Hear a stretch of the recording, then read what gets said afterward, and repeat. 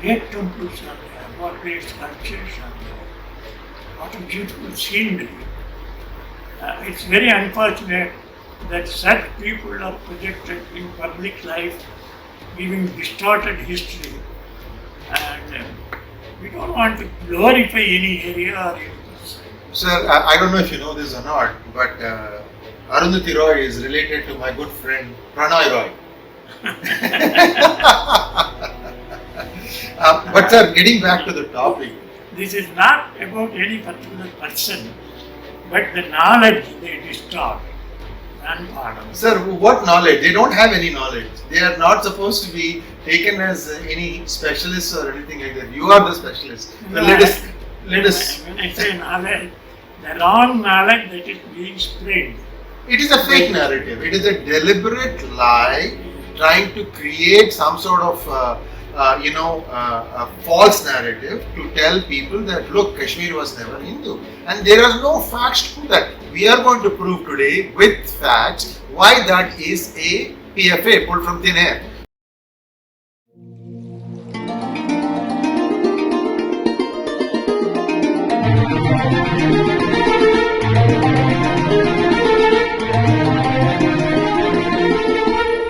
Hello and welcome to PGurus channel. I am your host Sri Iyer.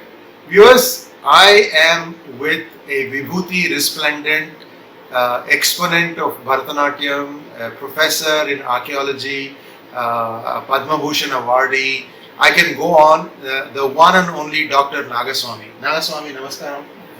Sir, you are an epitome of knowledge in terms of your knowledge of Sanskritam and Tamil, one of those rare human beings who has continued to point out the I would say idiotic fallacies of the Tamils, I should say, and as well as in this particular case we are going to take a certain writer who goes by the name of Arundhati Roy to the cleaners. I'm saying it right out the front because there's a purposeful distortion of history that this lady undertook, and we intend to prove her totally wrong. I hope that this kind of fake narratives don't ever come again. So Dr. Nagaswamy, in 2012 you visited Kashmir and you went through a lot of different lakes. But more importantly, sir, in our previous hangout we talked about the contribution of Emperor Ashoka to written script that he did Brahmi, from which all the other languages have evolved. He had one other significant contribution, and that was, I would like you to start explaining that. I didn't go to Kashmir in 2012. I saw the picture dates, that's right. I had been to Kashmir in 1970. Oh, I see. Myself and Dr. Katla, we went to Kashmir as members of the National Art Purchase Committee to Sri Nagara. And from there we went to Ladakh. And from Ladakh we came by road to Kashmir. I see. And through the villages and so on. There we could see several Hindu temples converted into mosques. So by using bricks and arches. So many temples in the interiors. But at that time the conflict was not so severe as Correct. And but at that time itself, we felt that much of the character of Kashmir was changed quite late. But then again, I happened to go into 2012, and mostly we were there in Sri Nagara. And I felt so excited to be in Sri Nagara and study the ancient history from inscriptions, from sculptures, from monumental temples, and living culture. Though there are many Muslims there, even they have retained the ancient culture to a certain extent with them. And so For example, when you go to a great temple of Kashmir Bhavani, most of the people who are there around are Muslims, but they are all so friendly. We were amazed. But what surprised me was this lady, Arundhati Roy, who is projected as a great social reformer. I don't know what social reform she has pursued by all the media, who said Kashmir was never under the rule of the Hindus. It is an absolutely blatant lie. A deliberate lie, you might add. Yeah, it is a deliberate lie. It is a deliberate lie for which she had the support of naturally the politicians. You can't imagine at one point of time, many of the Sanskrit texts and the Sanskrit scholars used to say Kashmir is the brain of India. We have great masters like Anandavardhana, who wrote Bhanyaloka, Abhinav Gupta, who wrote a commentary, wonderful commentary on Bharata's Natyasastra, and also authoritative text on Kashmiri Saivism, and the great tradition of writing history, of authentic history, the Kalhanas, Rajatarangini, going into the written record of the royal treasury and authenticating every statement that he has made. So, real historical writing, everything is there, but we have a lady who comes blatantly saying that Kashmir was never under the rule of Hindus.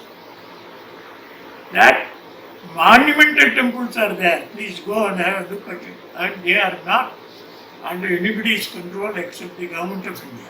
Archaeological Survey of India. They are all there. Anybody can go and see it. And what great temples are there. What great sculptures are there. What a beautiful scenery. It's very unfortunate that such people are projected in public life giving distorted history. And we don't want to glorify any area or any person. Sir, I don't know if you know this or not, but Arundhati Roy is related to my good friend Pranay Roy. But sir, getting back to the topic. This is not about any particular person, but the knowledge they distort.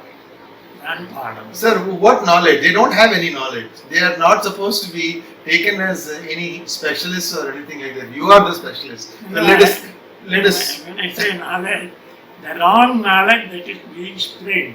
It is a fake narrative. It is a deliberate lie trying to create some sort of a false narrative to tell people that look, Kashmir was never Hindu, and there are no facts to prove that. We are going to prove today with facts why that is a PFA pulled from thin air. But Dr. Nagaswamy, let's get back to Ashoka. At some point, before he became the emperor, he was a governor In the northwestern frontier provinces, as a Maurya representative. And he has done two great things. One, we have already seen that all knowledge system was committed to writing by his introducing Brahmi characters, Yes. which became the script of all over India, not only all over India, but all of Southeast Asia. Yes, even the Khmer script draws its inspiration Thailand, from. Yes. Cambodia, Laos, Vietnam, all these places, the script, the modern script of all these regions are evolved from that Brahmi script which was introduced by Ashoka. Yes. Extraordinary contribution. At that time, remember, he was still a Hindu. Yes, he was a Hindu He in was a third. Hindu throughout. Yes. Though after his conquest of Kalinga and thousands of people being killed in the war, he felt remorse and then he became a follower of Buddhist idea. But still, in all his inscriptions, he says, wherever he went there, in Dharma Lipi, Dharma Ghosha, what he says. And he appointed Dharma Mahamatras to spread Dharma. He says that he went and saluted the Brahmanas. So, there's another wrong information spread that Ashoka was anti-Brahminical, anti-Vedic, absolutely nonsense. You can see every one of his inscriptions, the rock edicts, the pillar edicts, everywhere, till his death, wherever he has written, and so many edicts are there. There he says that wherever he went, he saluted the Brahmanas. And Dhammapada, the great Buddhist text itself, has got the last chapter which is called Brahmana Vargo, Brahmana Varga. Who is a Brahmana? I salute that Brahmana who is honest, sincere, learned, says Buddha himself. So there is no conflict between Buddhism and Hinduism. And Ashoka was never anti-Hindu. And so when he was governor, he established a township called Sri Nagari. And that is what is today called Sri Nagar. It continues. The very name Sri Nagar is the Hindu name. Yes. And that was established by. And there is a deity, there is a. It is there on the topmost high moon where there is a temple dedicated to Devi, the Sri Nagara. So, it is necessary that we understand that thousands and thousands of pandits, Kashmiri pandits, expert. You go even today, Kashmiri pandit women who are still there, they do chaste Sanskrit verses, delightful Sanskrit verses to begin with. And so we should see that whole area in proper perspective and not in a distorted light. And I think the media will take note of what we are going to say and show you and never allow this type of idea. Yeah, many historians are actually distorians. They distort the history. Yeah. So what you're going to see is See, it's Himalayas. Himalayas, Perimayam in Tamil, early Tamil literature. It calls it the greatest mountain, the northern mountain. Everything they say. Perimayam, Himalayas, Himayam, Himalaya. snow, temple of snow. This is it's an inspiring environment. Yes. Those who go there and stay, they get inspiration, poetry, philosophy, literature, culture, everything comes as Ganga flows from the Himalayas. Yes. Throughout. We have one Tirumular in Tamil Nadu. He is said to have been a great saint from Kedara, Kedarnath. From there he came to Benares. From Benares he came down to south, to Tamil Nadu, to Tiruvadurai. And his life is something like Gorakshanatha. And he has written 3,000 verses in Tamil, which is called Tirumandiram. Tirumandiram. Nine chapters.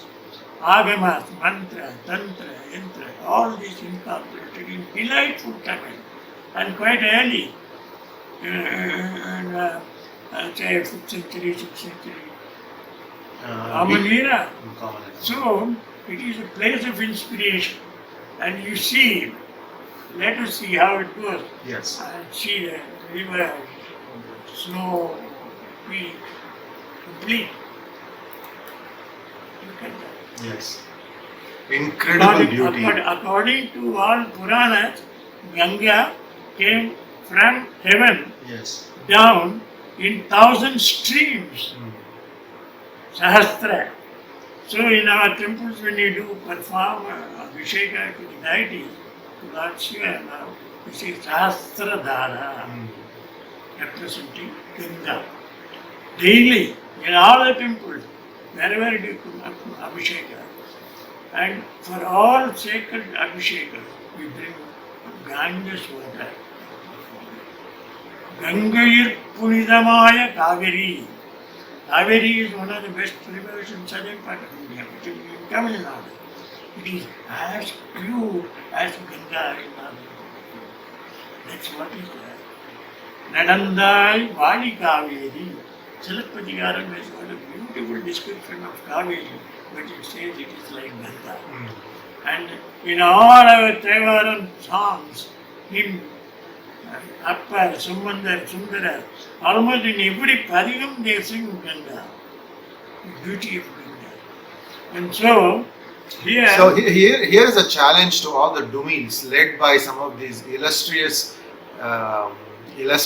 illiterates. You know, before you start saying Tamil is a unique culture and a unique language, plus first read Thevaram, Tirugyana Sambandar's works, and there are so many things, and you can see how Tamil culture is inextricably woven with that of the Sanatana Dharma.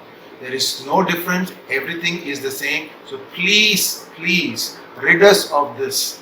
This is blather, this is utter nonsense. I'm sorry to rant. These people really need to be told that they are borderline stupid. Sir, please let me go beyond in Tamil Nadu, beyond India, Bharat, in Thailand and Cambodia. The kings have written their inscription in chaste Sanskrit up to 14th century. And you see that they always refer to Ganga. In one place, the king in the 9th, 10th century, he says, there Ganga and Yamuna only you can see, not the third one. But here we have one more. It's more than what you have in Ganga and Yamuna. So he says it's more Ganga there. That's right. It's Ma Ganga. Ganga, Ma Ganga. It is now called Mekong. Mekong river is Ma Ganga. What flows there is Ganga. So it's not restricted or it is not confined only to India. Go and see what is the contribution of these Himalayans and particularly from Kashmir region to down flowing through Uttar Pradesh, Madhya Pradesh and Bengal.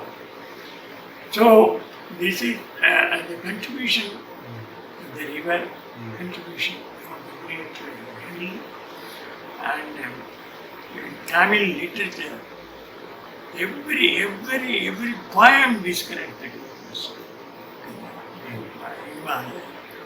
And that is because it's so beautiful, so attractive, environment is so pure. See? Hills, the peaks. Yes. That's why it's a tourist spot. Yes.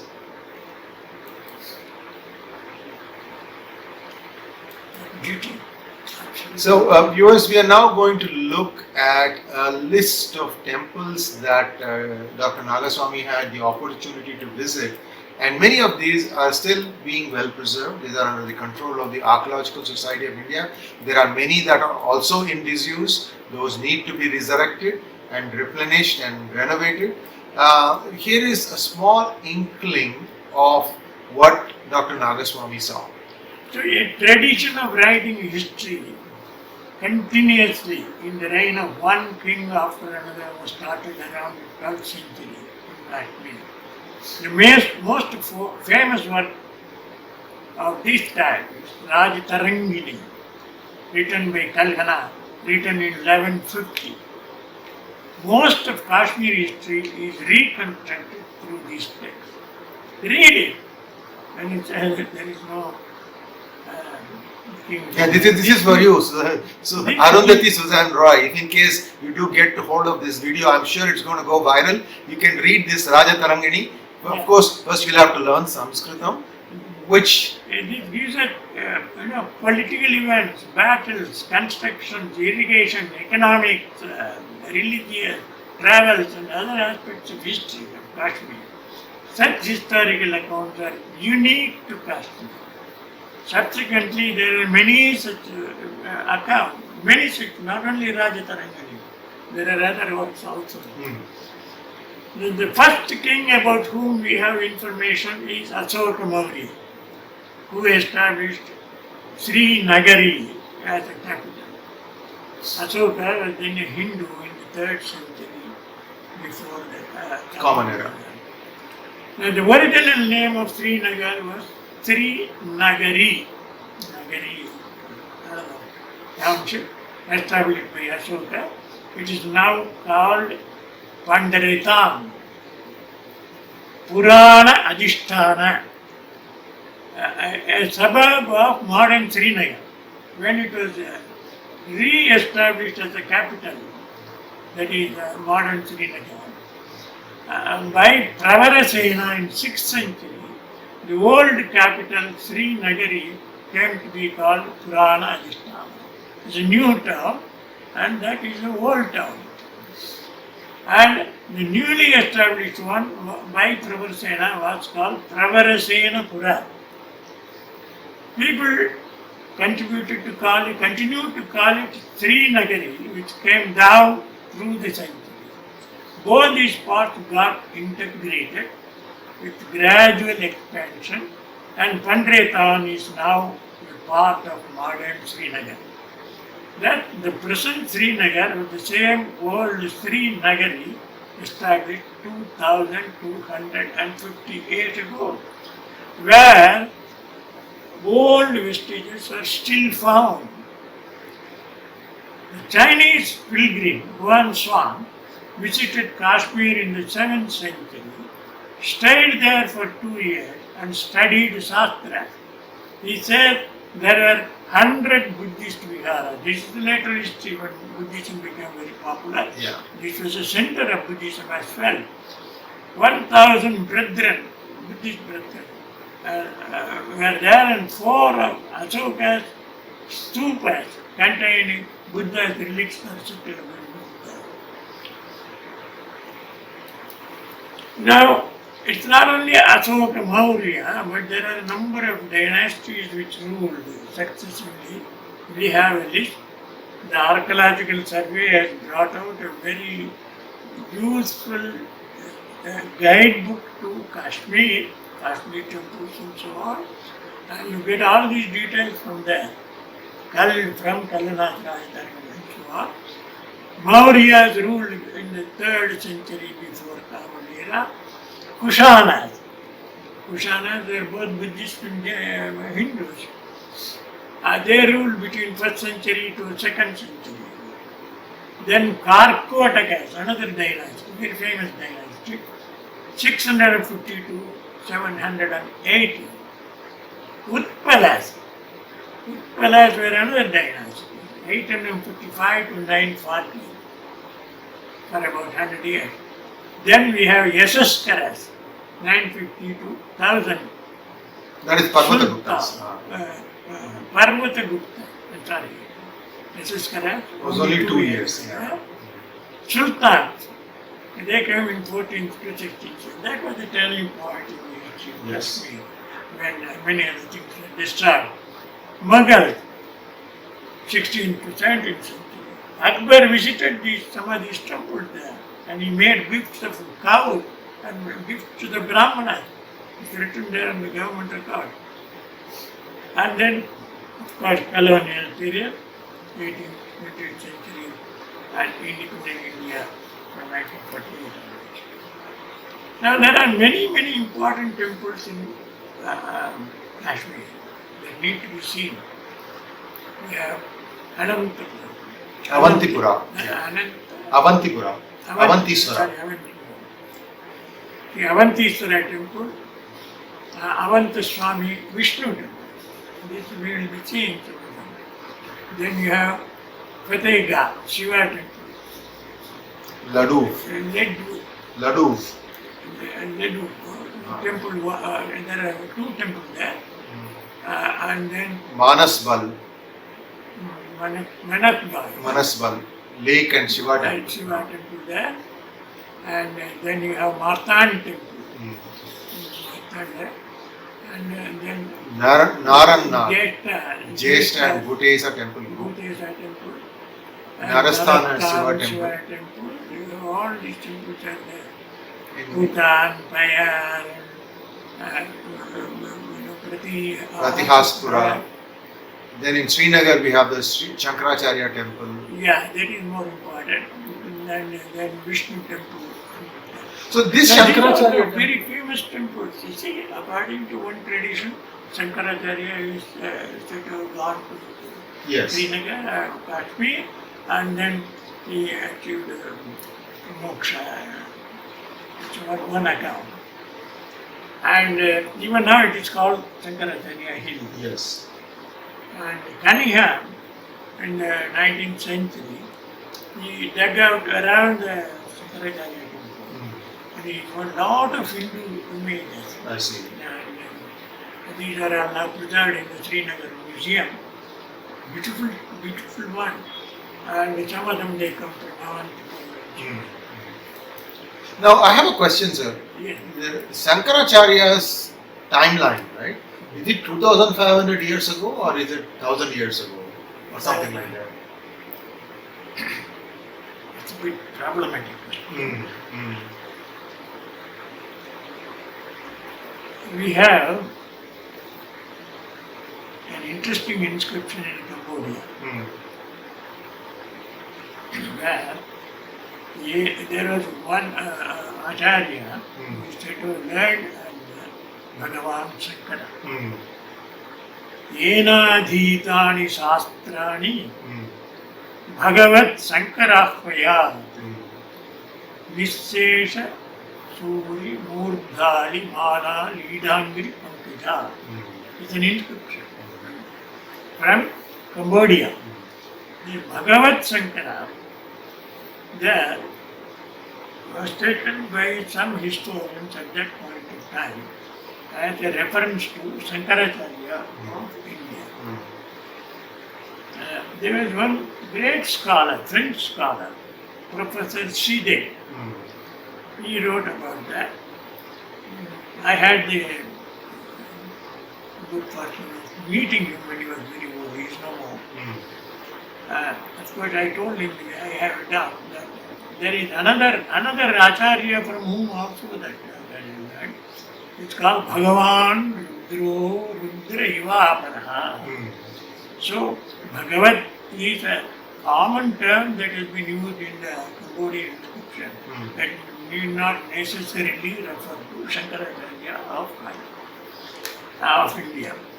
The other point is that Acharya who learned was a Pasipita Acharya.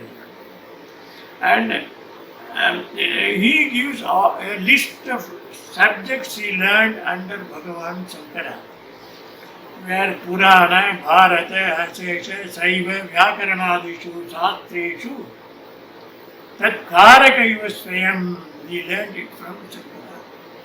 Shankara was known for his contribution to Advaita Vedanta. There is no reference to Advaita Vedanta in this inscription. These parts of the Shiva, Mahabharata, Tarka, Shastra, Kavya, Mimamsa, and so on. So, that is not a reference to Shankaracharya of India. But that point was, that inscription is precisely dated to 778 AD. Okay. So they said that it is Shankaracharya lived in 8th century. Yes. But that's not correct. Then what is the date of Shankara? I don't know. Well, Now, we have one inscription in the time of the Cholas near Tanjore where Shankara's Advaita Vedanta, Sharirika Mimamsa, which is also called Bhagavat Padiyam in that inscription. That is in the time of Rajaraja and his son Rajendra Chola. Land was gifted for expounding the study of Bhagavat Padiyam, Mimamsa, Sharirika Mimamsa, and a commentary on it by one Acharya, Siddhananda Saraswati. So we know the terminal date, that's about 1000 AD, And much earlier Shankara lived, according to present thinking, particularly by Japanese scholars, he lived somewhere around 5th, 6th century. But if you ask whether you have this established fact, it's difficult. Well, there is one story that I just came across. I don't know how valid it is, sir. One geologist went to visit Sri Chandrasekhara Saraswati, and what he told him to do was, he said, "Can you map the age of the river that flowed by Kalavai?" And then he asked him to go back up towards the source of the river, and then also near where Sankara is believed to have lived. And yes, I don't think anybody did that. Mm. So we haven't got any I see. thing to say exactly what point of time he lived. But he speaks of, say for example, Buddhism, he speaks of Jaina and also Pasukatars, Saiva Pasukatars and so on. They lived somewhere around the 2nd century BC and so on. And Buddha and Jaina lived in 5th century BC. So, post these systems of Buddhism, Jainism, Pasukata system, because Shankara directly referred to them and refutes them. So he is later than that, but he must be definitely earlier than 10th century. Yes. And of course, we know Ramanuja in the 11th century, 12th century, refutes Shankara earlier than Ramanuja. That's all what we are now. If you ask me honestly, I don't know. Okay. So we have a broad time band.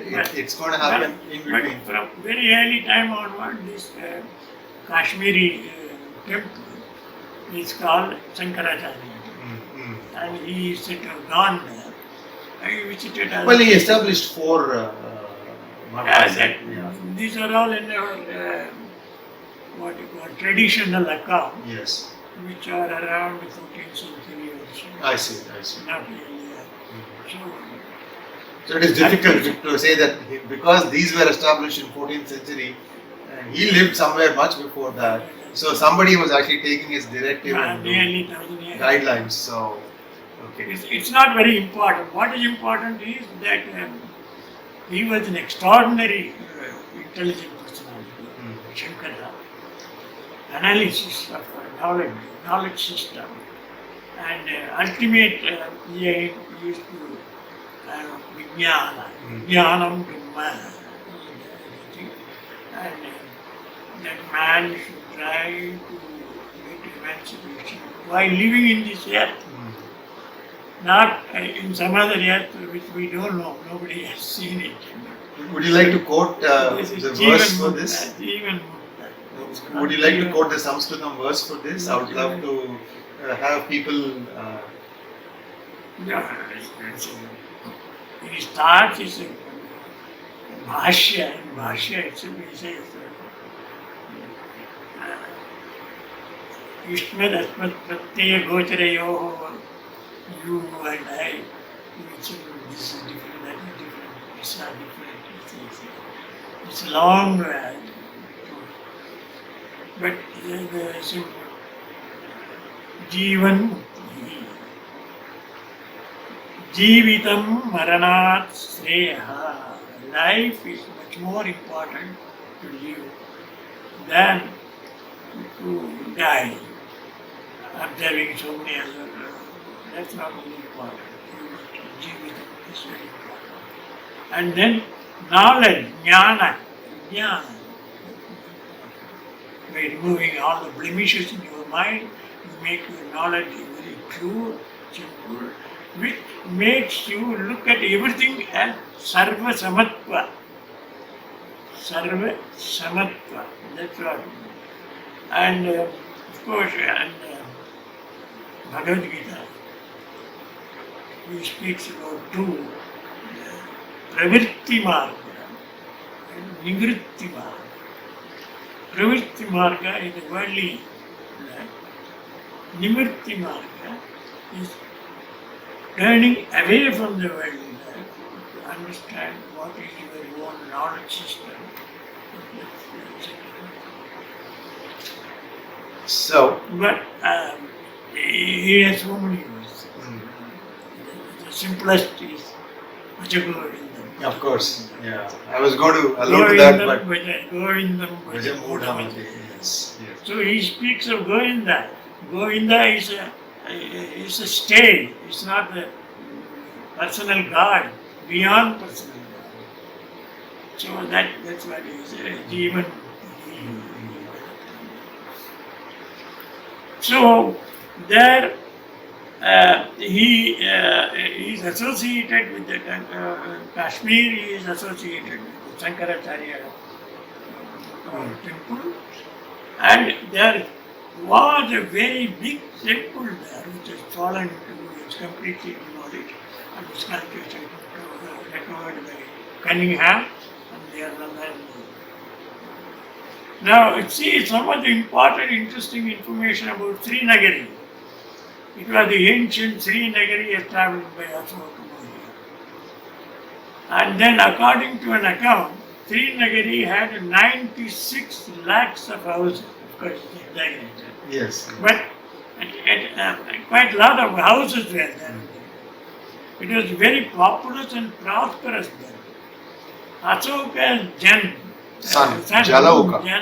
Jalauka, Jeshta Rudra Temple. Kashmir was a great center of Saivism. So there is a separate school of Saivism called Kashmir Saivism. So from very beginning, up to this time, it continued to be a place of Saivism. Around 525, Mihirakuda, the Hun king, built another Shiva temple there named Mihireshwara. Mihirakuda, Mihireshwara. About 550, it witnessed further building activities under Pravarasena. He constructed a Shiva temple with a circle of Matrikas named Pravareshwara. Now we have some circle temples with Shiva in the center and 64 yoginis around. I see. In circle. So that is the three connected with Devi's. Is it still the visible? Yogini temple. Is this visible? Shiva temple in the middle and 64 temples? There are some in the Madhya Pradesh area. I see. But that one, we have only the scattered sculptures. I see.